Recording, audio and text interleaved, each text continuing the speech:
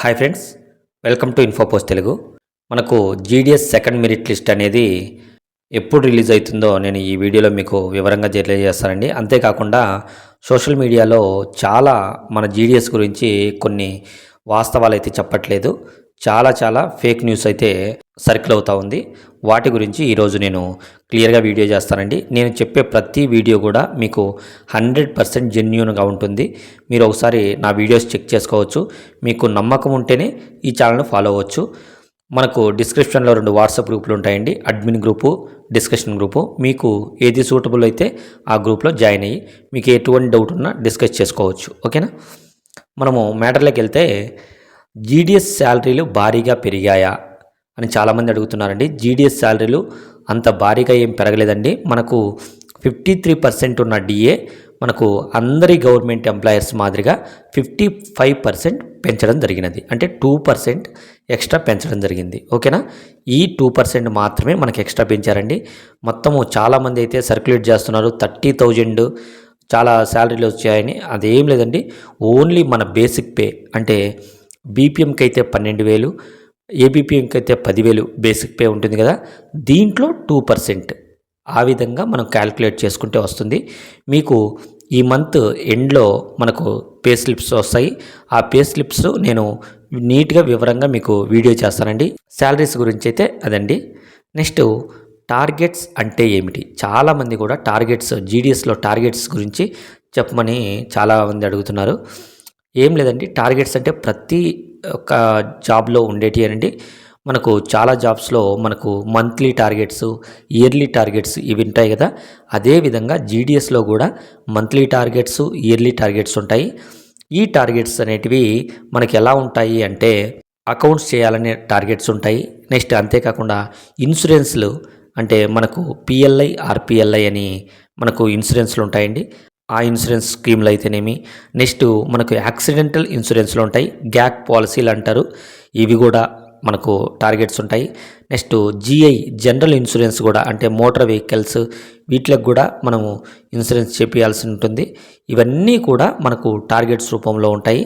కాబట్టి మనకు monthly 20 to 30 accounts, ఒక 2 పిఎల్ఐ, ఆర్పిఎల్ఐ ఇవి మనకు టార్గెట్స్గా ఉంటాయి. కాబట్టి టార్గెట్స్ అనేటివి జీడిఎస్లో మోస్ట్ కామన్ అండి.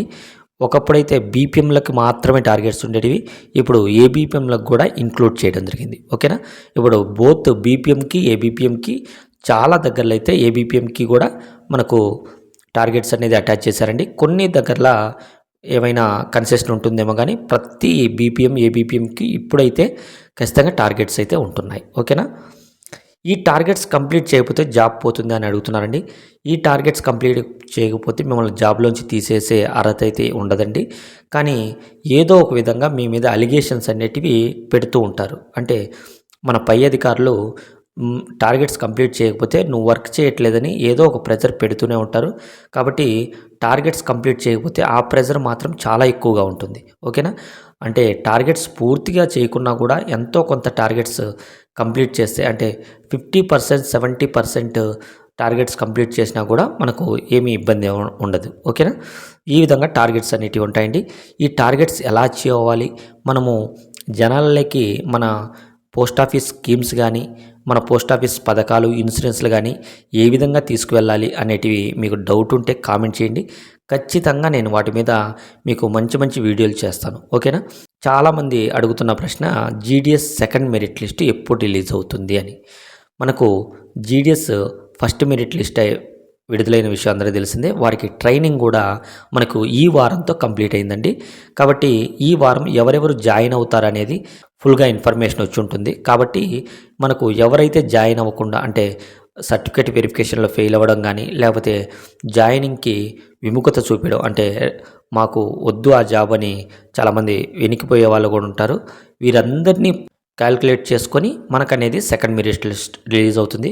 కంపల్సరీగా సోమవారం నుంచి గురువారం లోపల కంపల్సరీ మనకు సెకండ్ మెరిట్ లిస్ట్ అనేది ఖచ్చితంగా మనకు ఓపెన్ అవుతుందండి.